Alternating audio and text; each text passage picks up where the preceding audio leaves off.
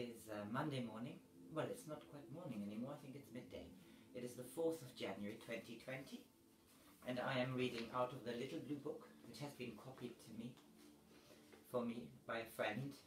The book is entitled We Are Not Alone, There Is No End, and lessons, there are lessons. It says here also, remove your fears, the acceleration of change continues.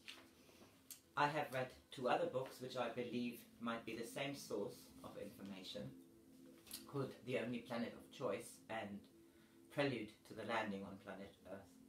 Yesterday I read part 3 and was interrupted by my battery being empty. So I continue today on page 40, which is describing planet Earth, the paradise of love, potentially.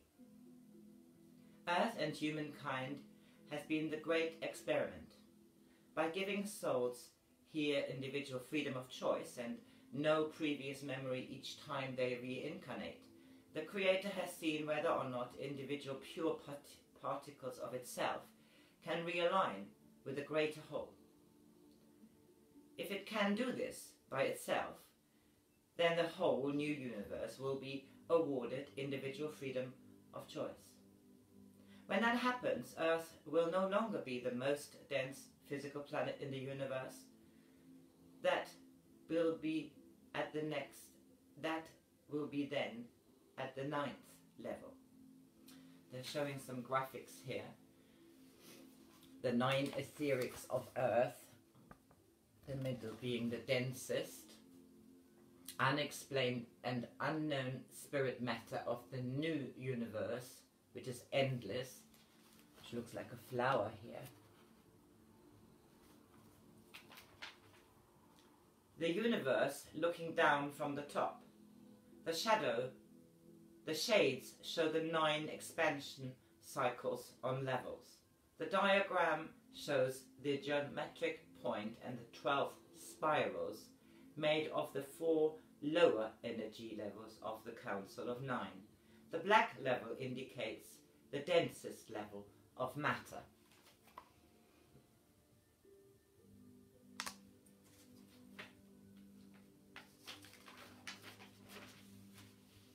Meditation and positive thought. This is a positive and practical way of how each of us can make a difference to help raise the awareness on Earth. It is about finding inner stillness and connecting to the highest level of the Creator. How and where it is done is for the individual to decide, but there are areas to focus on. To help in a positive way, there are 4 main areas to direct thoughts to. First, government and world leaders. 2, all souls upon the planet, this planet. 3, other souls and life forms in the universe. 4, family and friends. The higher levels of the Creator can only help if we ask.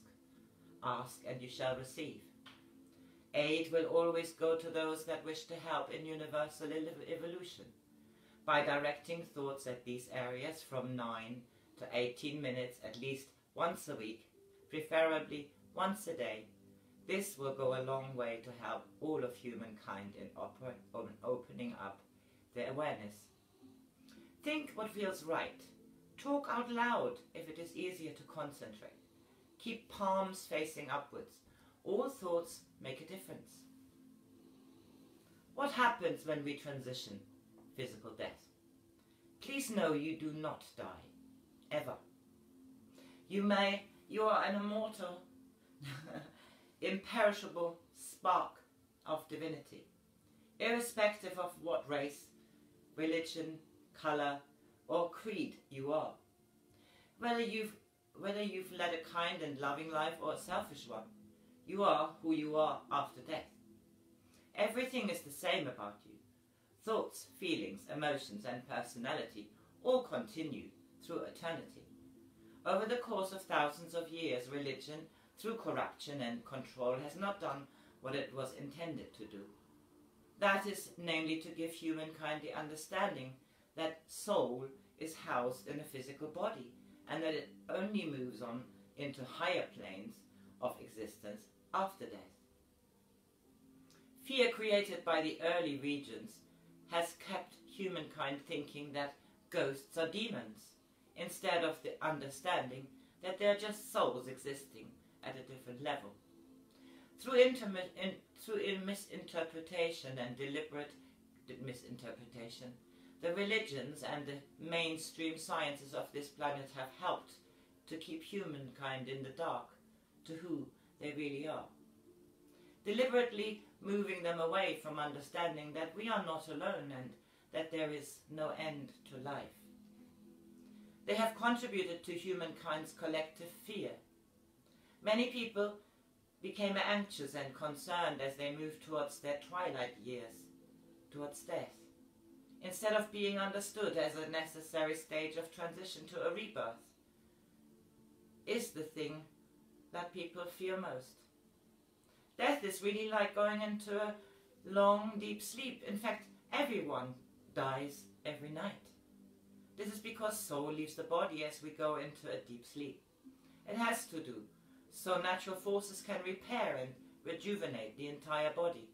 It does this with electrical currents stimulating magnetic forces to bathe and cleanse atoms, molecules and organs. Soul leaves the body through the chakras. Depending on which chakra it leaves through depends on where soul has access to go.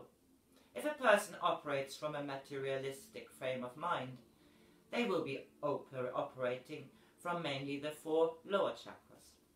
They may, therefore, only have access to the lower spirit planes around Earth. A person operating at the higher spiritual chakras may have access to a journey through the whole universe. Soul's journey while sleeping stretches the etheric bodies around it. This is what is known as the silver cord. Dreaming is where the soul rejoins the physical body. Please bear in mind that our physical body is just a suit. We need it to operate in Earth's density, just like a deep sea diver needs to suit up to go into the density of the water of the sea.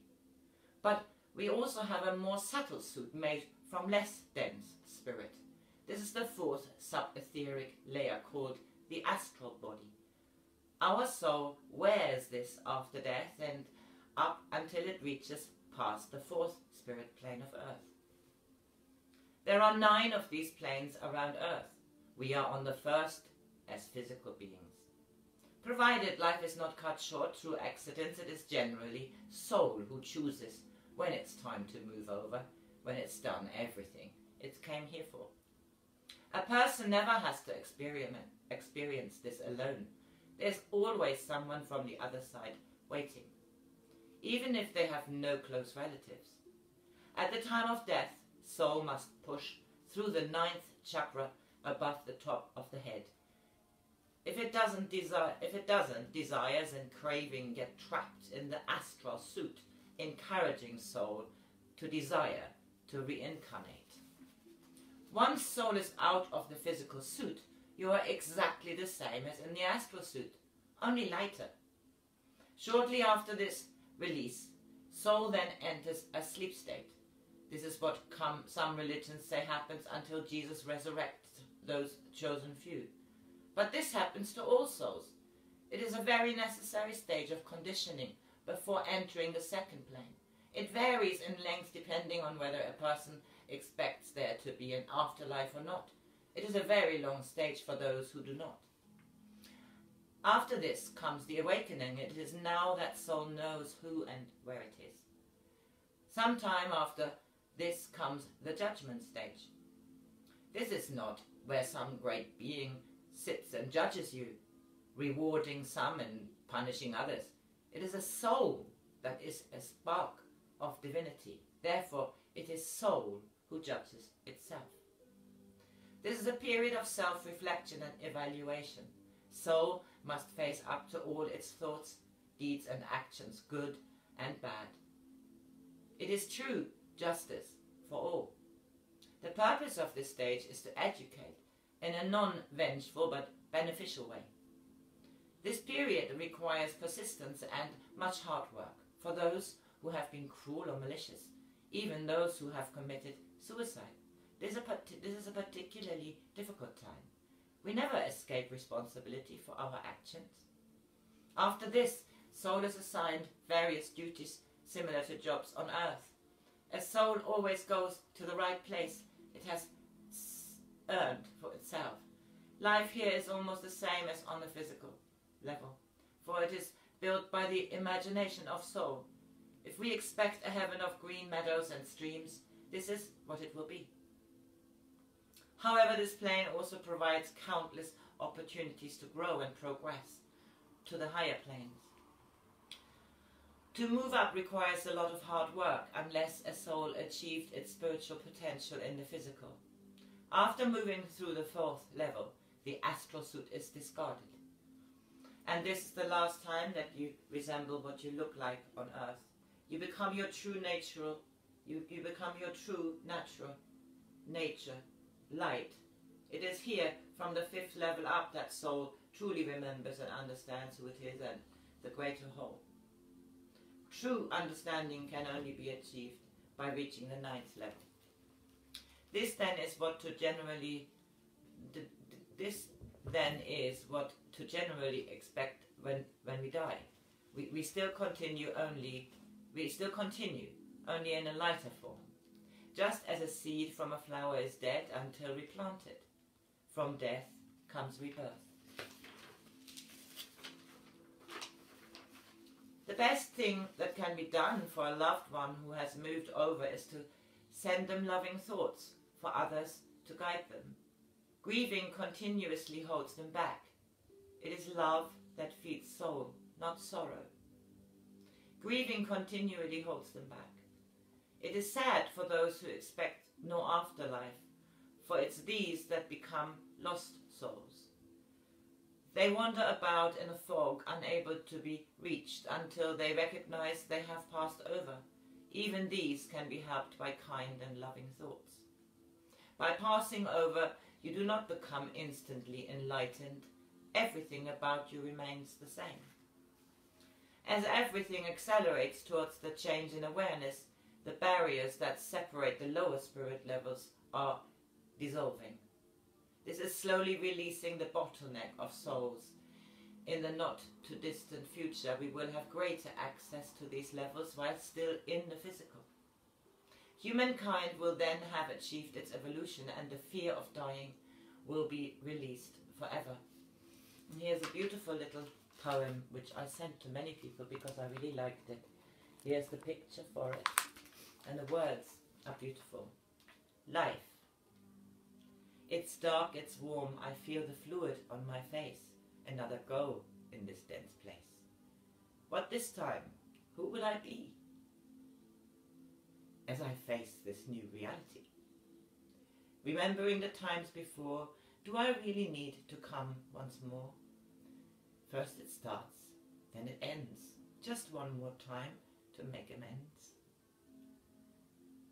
This endless journey, evermore to do the things I missed before. One last word before I go. How much do I need to know? And I finish this tomorrow because I'm too moved with the dolphins and with the whales. Our only planet of chess has got the answers.